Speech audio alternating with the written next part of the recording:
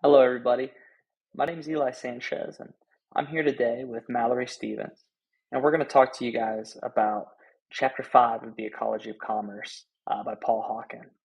So, at this point, I'm sure many of you have read the chapters or have seen the videos by some of our classmates, but I'll just do a quick recap for everybody just to make sure we really frame the problem before we get into Chapter 5. Because it's a pretty exciting chapter. We're finally getting into some of the solutions instead of just the problem. So, right, as we're looking at the ecology of commerce, Paul Hawken really is deep diving into the problems of industrialization. A lot of those problems that economics and uh, some of the market systems we have just don't take into account when they're looking at profit or quantity or demand, supply, price, all those different things. They're not taking into account some of the serious repercussions that are happening with our environment and people's health. So I think one of the main things that is really a problem right now is the man-made waste we're churning out through our industrialized system. It's not cyclical like natural waste. So it's not acting as a food source for new organisms. It's not nourishing the environment and helping it to grow. It's quite honestly doing the opposite. And I actually have a quote here by Hawken that I think kind of emphasizes that. So he says, if we do not redouble our efforts to cut back or eliminate poisons from our waterways, wetlands, croplands, etc., we're going to suffer continued, if not greater, ill effects, which can be like birth defects, cancer, lung diseases. And I think he points it out right after that we have these serious costs, but the inverse, which is to cut those costs, the economics behind it is just not considered effective because putting into account different the damages to the environment doesn't actually add value from an economic standpoint. So that's where we really see this big bashing of heads between economics and the environment.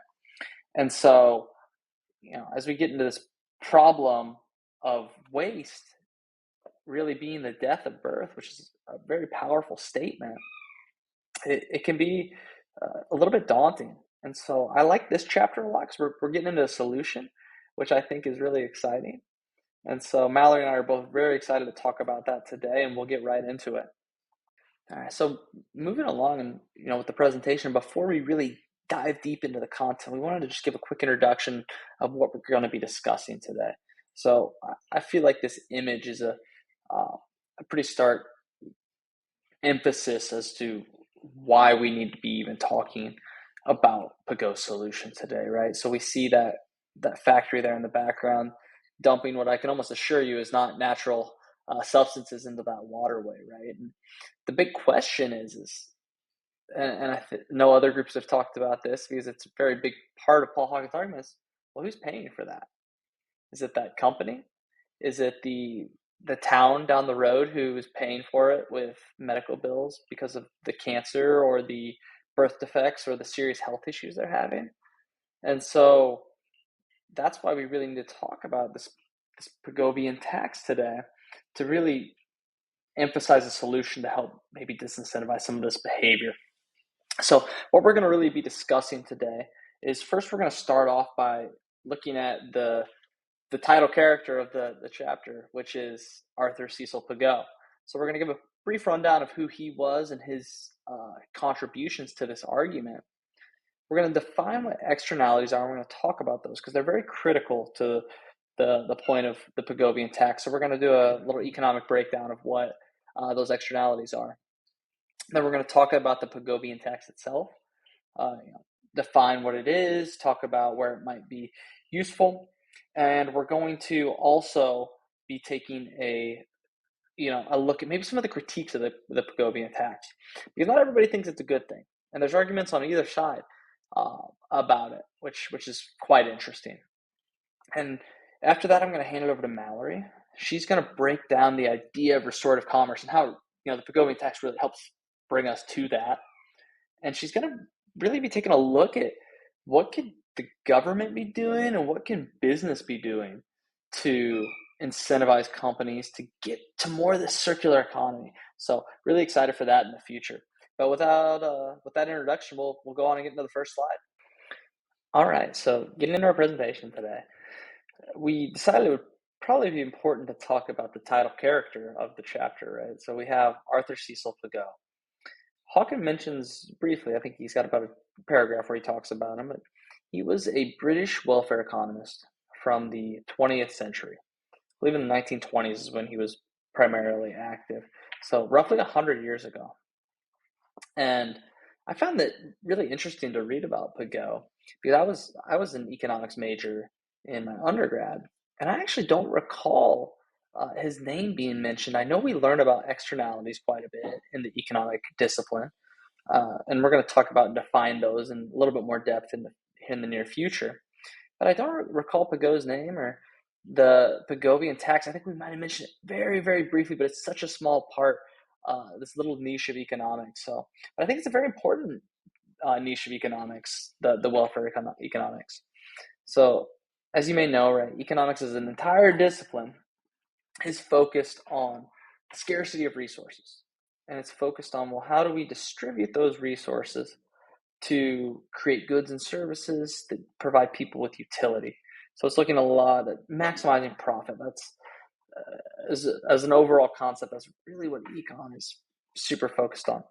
But I find it really interesting that welfare economics is primarily focused on the social welfare. So focused on the wellness of society, focused on the wellness of individuals, and focused on actually equally distributing resources and costs to maximize the benefit of society, which I think is really, really valuable. I wish it was, more common in economics uh, to talk about the benefit of society and talk about major costs to society, because we likely wouldn't be where we are today if that had a bigger emphasis in the discipline. But Pigou is a very important character in this chapter. We're going to talk pretty extensively here over the next few slides about his contributions to this argument and talk about his solution as well, which I think will hopefully help us figure out a way to get business more incentivized to the idea of restorative commerce. I do think it was rather interesting in the book the the example cited by Pigou was he was talking about paint peeling prematurely on the sides of houses because of the heat coming off of, I think it was a coal factory or something, right? So I thought that was kind of interesting that he was saying he wasn't necessarily focused on the environment because of that, but he was saying, hey, this business is having a negative effect on society, and they should be responsible for paying for that peeling paint coming off. So I thought that was kind of a funny example, and we'll get into some of what externalities are on the next slide and define those a little bit more. All right, so now we're really going to be hopping into Pigou's actual theory here. And so a huge thing that he introduced to the economic world was this idea of externalities. And so here, right at the beginning of the chapter, you have Hawken talking, and he says, free markets cause harm to both natural and human communities because markets do not reflect the true cost of products and services. So when you're looking at products, the manufacturer, the business is likely taking into cost of, taking into cost of labor, the cost of the materials, the cost to distribute that specific good. But what they're not taking into account are externalities. And so that's what we're going to be really focused on when we're talking about the Pigovian tax. It's important to note that I think a lot of times in the book, especially when you're talking about like some of the common externalities we're looking at, it seems like they're all negative. That's not the case. There's negative and positive. So we're going to break down both of those a little bit. But when we really are talking about the Pigovian tax, you don't want to disincentivize positive externalities, right? So it's going to be really focused on the disincentivization of negative externalities. And so the definition of an externality from an economic standpoint is it's a cost or a benefit that affects parties who did not choose to incur said cost or benefit. So, when you're not choosing to take something or to receive something, you're going to be experiencing an externality. So let's get into breaking down what some potential examples of externalities are, so we can better understand what we're trying to disincentivize with the Pigovian tax. All right, so getting into negative externalities, right? We're going to start with the bad. I think this is one that most people probably think of, especially after reading through the ecology of commerce. It is pollution, right? This factory, at least I don't think the primary good that they are producing is air pollution. But we can see that there's a massive amount being pumped into the air, right? I think Hawkins' example from this chapter when he was discussing CO2 that was kind of impactful, and it really helped me, understand the problem a little bit more through kind of an analogy. Is he mentions that with the CO2 being pumped into the air, it really turns the earth from like a single glaze window into a double glaze, which is so that CO2 is just trapping all this heat into our environment and, very dramatically causing global warming to occur. That air pollution cannot be good for people's lungs. It cannot be good for the environment surrounding that facility. And, you know, the forests, the towns, the people that live around this facility, I'm sure they did not make the decision to incur the harm coming from that pollution, right? So I think pollution is probably going to be one of the most common externalities that's talked about, especially in the world of the environment and air pollution, right? It seems like so many sustainability reports you read nowadays, companies are really focused on eliminating greenhouse gas emissions and becoming net zero in terms of carbon emissions and things like that, because it's such a serious negative externality, and companies understand that strategically, see it from a CSR perspective, reducing those emissions looks really, really good, and it is beneficial to the environment. But right, pollution is going to be a huge negative externality, and definitely something that a Pigovian tax might help, which we'll talk about here in a few. So here's another situation where we're going to have some negative externalities. So maybe just take a brief minute and think to yourself, what are some negative externalities that might be occurring because of the process we see here on screen? So what we're looking at, right, is a lumber business, I would assume, based on the way these trees are cut down. And there's a variety of negative externalities that are occurring to the local ecosystem due to this. So something that is happening absolutely is we could be experiencing a loss of biodiversity. I'm sure those trees were likely home to a variety of different organisms, and without those natural shelters that those organisms have and the food that's provided by the trees and things like that, it can cause a serious harm to the biodiversity of the local ecosystem. Another thing we could see is soil erosion, right? The roots of those trees prevent the soil from eroding. And so if those are chopped down, it could be a serious effect to some of the local soil there. Again, climate change is a huge thing that we're going to see being affected by all these trees being chopped down. Plants are naturally taking that CO2 out of the air that we're pumping up into it, and without these trees there to help, they're going to cause some serious issues. And especially if you think of areas like let's say, for example, the Amazon jungle, right, where you have a lot of indigenous peoples that still live. Cutting these trees down can seriously affect the way of life of those people. It can affect their habitats, their homes, and there are many, many negative things that are occurring to a variety of parties here that they weren't asking for. So absolutely an example of many negative externalities. All right, so here we have some more externalities. Maybe just take a moment to think, what does this image make you think externality wise? All right, so what we see here in this picture is, of course, a bee pollinating a flower. But this is nice to talk about because it's actually a positive externality. So this is something that's good that is an externality that's occurring. So this bee could maybe be from a local beekeeping operation where they produce things like honey, wax, pollen, and the like. And the pollination that occurs from the bees in that beekeeping facility are helping, wildflowers to grow, helping to pollinate various plants, which in turn could help to encourage biodiversity in the ecosystem thanks to the nourishment for the environment that's happening. So this is a great example, right? It's a benefit that uh, the receivers of the benefit didn't necessarily ask for it, but it's a positive externality. So I think this is a great example that externalities can be positive as well. And on the next slide, we'll take another quick look and one last externality before we move on.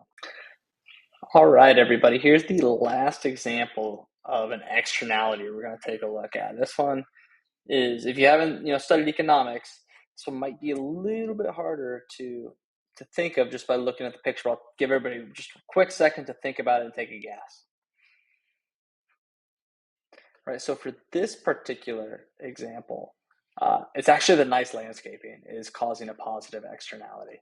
So kind of similar, right, to where Pigou talked about that paint peeling off and that being a negative externality. Well, this is a positive externality because if a person has really nice landscaping in their home, well, now it's much more beautiful for their neighbors to look at. It might even cause real estate prices to go up for the house next door because now the neighborhood's much more beautiful and it's a much more appealing property to live at. So, the next door neighbor didn't pay or ask for this nice landscaping to look at, but I'm sure they probably appreciate it when they look out their window. So this is kind of a fun example of a positive externality. I remember learning about this back in economics, and I thought it was kind of humorous that, nice landscaping is a positive externality, but that's the last externality we're going to be taking a look at. So I'm really excited. We're about to hop into talking about the actual Pigovian tax itself and getting into some solutions to a lot of these problems that Hawken has been discussing. All right, everybody. So now that we have the information about externalities under our belt and we got a good understanding, we're really going to be focused on the negative ones next. Now we're going to talk about the exciting part of this chapter, which is the Pigovian tax. So this is Pigou's solution here. This is what the title of the chapter is talking about. And so I've got the graph here, the economic graph. I'm going to break it down a little bit because I'm an economics major.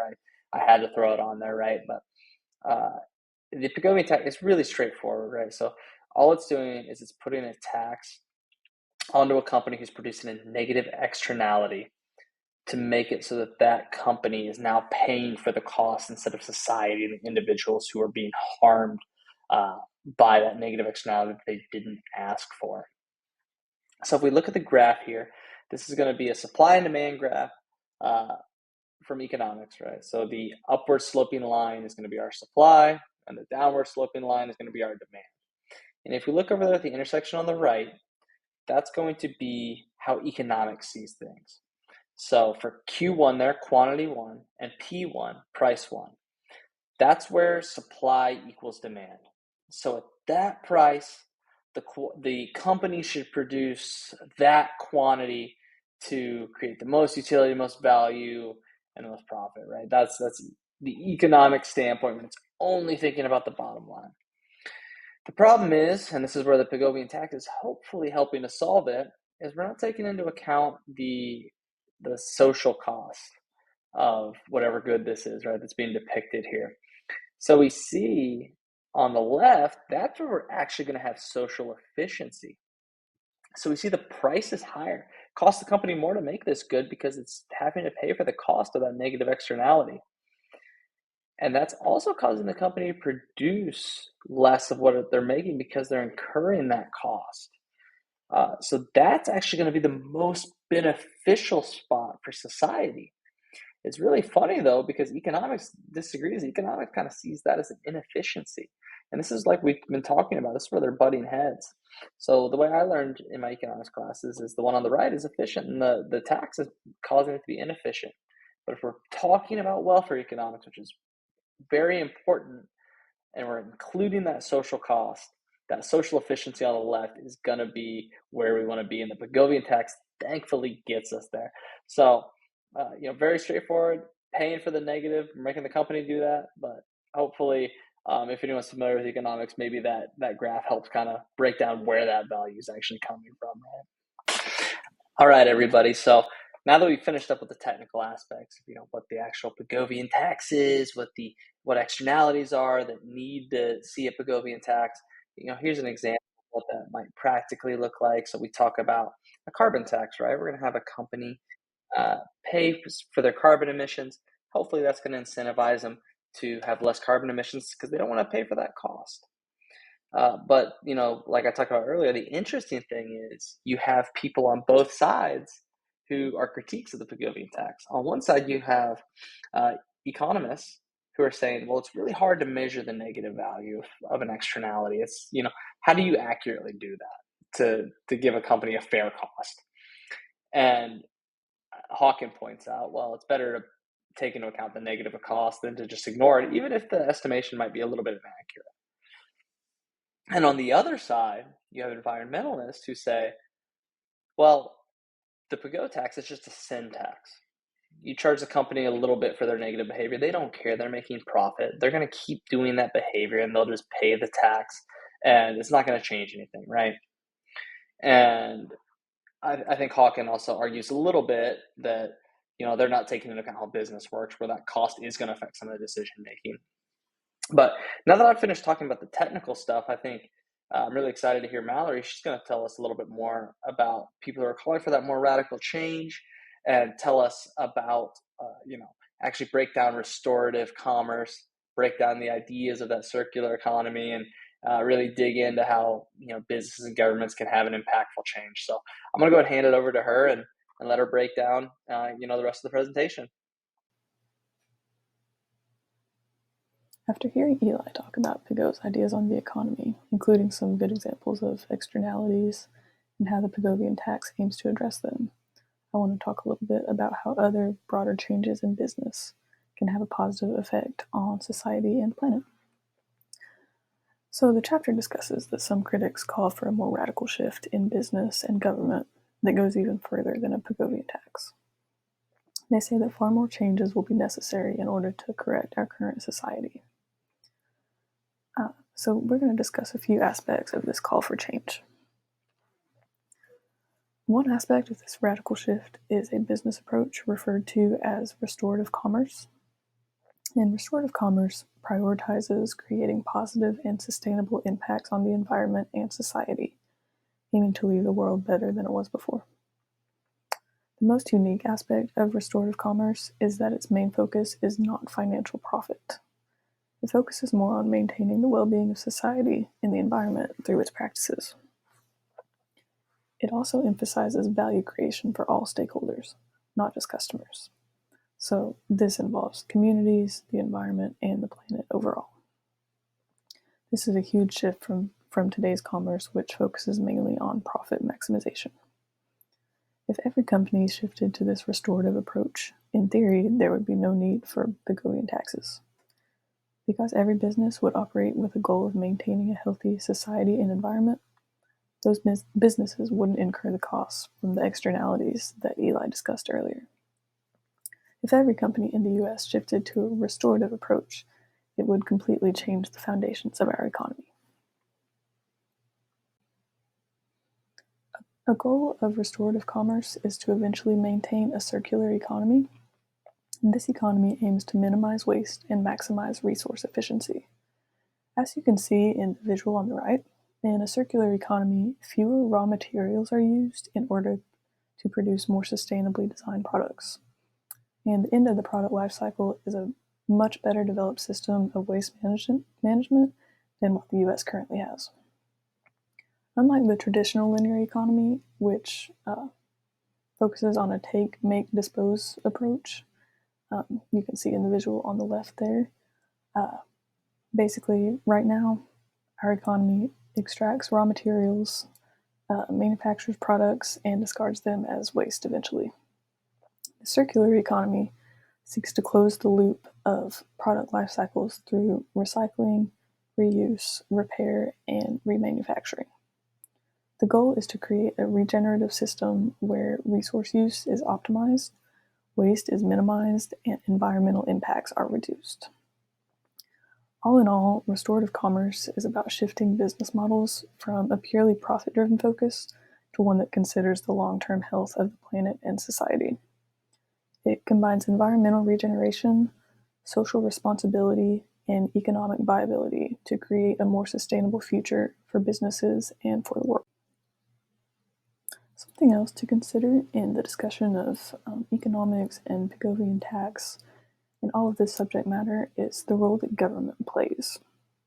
The chapter discusses government and its role in business, the economy, the health of the environment, and the health of society. To sum up what the book says, while the government can't set prices and maintain an efficient market, what they can and must do is set the conditions of the market in order to enforce the payment of costs. One thing that is in the government's power is to incentivize sustainability. The government can implement policies, regulations, and even financial tools that encourage businesses to change their practices to be more environmentally friendly. There's a few examples of this. Some of these include providing subsidies and grants to those that adopt sustainable practices, providing tax credits and deductions to environmentally friendly purchases, and even issuing green bonds, which help to raise money for environmental projects. And as far as policies go, the government can establish clear environmental standards and certifications that encourage companies to meet specific sustainability benchmarks. These benchmarks could be based off of any number of things, depending on the area, but potential benchmarks could be something like energy efficiency, low emissions, waste reduction, or any other environmental problem area that could arise in a business or in businesses. Another idea that I thought was very interesting was the idea of creating labeling systems that allow consumers to identify products that are sustainably made. Not only can this be helpful to businesses, businesses that use sustainable practices, they'll receive more business and it'll help them continue to grow, which is great. But it also helps consumers. It helps them to find the products they want and need and the products that allow them to live sustainably as well. Something else to consider when it comes to government in the economy is that the government can lead by example. If a government invests in large-scale projects focused on sustainability, such as renewable energy infrastructure or waste management systems, it will not only stimulate the economy, but also encourage businesses to invest in the same manner. And in turn, that will drive demand for sustainable products. Another possibility is for the government to allocate funds for research and development of new sustainable technologies and solutions. This could be in the areas of renewable energy, carbon capture, waste management innovations, again, any number of areas. Also, if possible, government funding is opened up to private firms that participate in research that's relevant to environmentally healthy business practices. That will be a great incentive for development in this area. It would be an opportunity to develop a lot of new technologies for sustainability in business. One last point that I would like to make about government involves a little bit of detail about government regulations. One idea for a government regulation that could affect businesses and the environment is the concept that manufacturers are responsible for the entire life cycle of their products. Currently, manufacturers hand the responsibility for a product over to whoever purchases that product. The purchaser may use it for as long as they like, but eventually it will become waste and no one will really take responsibility for it. Creating a policy based on this concept would incentivize companies to design products that can be reused, repaired, and or recycled. They would be much more careful to manufacture products that last and that have an overall positive impact on the planet. It would ultimately be a positive for consumers and the environment. Consumers would get better products, and the environment would be home to much less waste. I think this policy would make a huge difference in manufacturing processes. In all, governments can significantly influence sustainable practices across industries, encourage innovation, and reduce negative environmental impacts, all while promoting a healthier and more sustainable economy for future generations. Next, I would like to discuss how business plays a role in economic and environmental health. As I discussed on the previous slides, if companies operated using the principles of restorative commerce, there would really be no need for Pigovian tax or any of the regulations or financial tools that I've already discussed. We would achieve a circular economy and return our environment to its natural balance. However, our actual situation is still far from this ideal. Our traditional business practices are not typically environmentally or socioeconomically healthy. That being said, there are many ways that businesses can improve to be more sustainable in the long run. Some of these methods include working to reduce energy consumption and to minimize waste. Also, buying local materials from trusted sustainable suppliers not only reduces carbon footprint, but strengthens the local economy and ensures that money isn't going to unethical, unsustainable businesses in foreign economies. For those companies whose business practices result in externalities, there are actually several examples of Pigovian taxes that are currently being used. Some of these include carbon taxes, which I know Eli went into detail on earlier in the presentation. Let's see, more examples include fuel taxes, which are often used as an eco tax. That means these taxes have a goal of promoting ecological sustainability. Another one is severance taxes, which are imposed on the removal of natural resources, typically oil in the US, since we have so many oil producing states. And then another big one is the tobacco tax. We all know the negative effects of tobacco. It's common knowledge, and by imposing a tax on tobacco, the government aims to mitigate the externalities, such as higher healthcare costs for users and even the health risks caused by secondhand smoke. These taxes do make a difference in consumption of the tax materials. The question is, do they make enough of a difference, or do we truly need more radical change?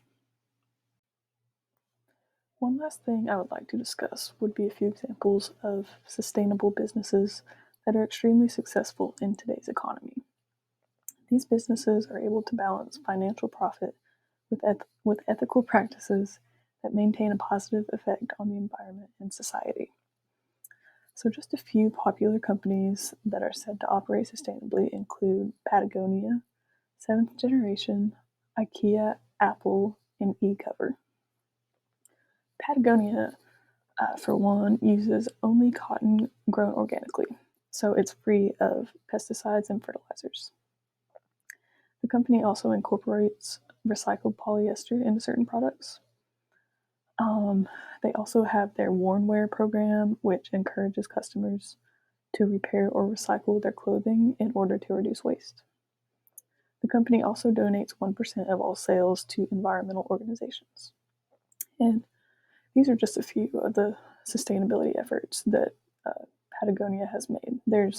If you look on their website, there's a whole list of their efforts, and it's pretty crazy to look at. It's very impressive. To move on, let's see, Seventh Generation, a company that produces cleaning products. They use only plant-based ingredients that help strengthen renewable supply chains and lower fossil fuel dependence. Many cleaning products are petroleum-based, so this is big. The company has a commitment to using bio-based, renewable, and recycled materials and zero-waste packaging. They're also exploring the concept of using circular packaging in the future. Let's see. This brings us to IKEA, and so they aim to be fully circular and climate positive by the year 2030. This means that their goal is for all of their products to be reused, refurbished, or recycled. IKEA's factories, packaging, and distribution units have also all transitioned to 100% renewable electricity. Like IKEA, Apple aims to achieve carbon neutrality by the year 2030. And finally, eCover, they prioritize sustainability through their zero waste factory while focusing on biodegradable ingredients and recyclable packaging. They are also a cleaning supply company. So it's really big that these companies are focusing on biodegradable and safe, non-toxic formulas and moving away from petroleum-based ingredients. Each of these companies has sustainable goals that they will continue to develop for years to come. Other companies could follow this example and start on the path to be sustainable in the coming years. After reading the chapter and watching this presentation, it is apparent that there are many different ways that sustainability can be improved in business and government. Rules and regulations can be created, taxes can be imposed, and practices can be altered to be kinder to the environment. When considering some of the negative externalities that businesses create, the Pigovian tax does make a lot of sense. In our traditional economy, businesses typically do not take responsibility for their negative effects on society and the environment. Pigovian tax, at the very least, makes an effort to balance out the cost of these negative effects so that companies bear some of the responsibility. It is possible that more drastic change is needed. The health of our planet depends on a more sustainable future. Considering all of this, we have 2 discussion questions for you to contemplate. Feel free to choose whichever you would like to answer. The first question is, what incentives can the government use to motivate businesses toward more sustainable practices? Think about different actions the government can take. What will encourage businesses to change the way they operate? The second question is this: do you think Pigovian tax is an efficient way to incentivize businesses? Do you have any critiques on the Pigovian tax? There are a lot of mixed opinions out there on Pigovian tax. Let us know your thoughts on whether it can be effective or if other methods should be used. And that's all we have for Chapter 5 on Pigou and his proposed solution to improve sustainability. Thank you guys for watching.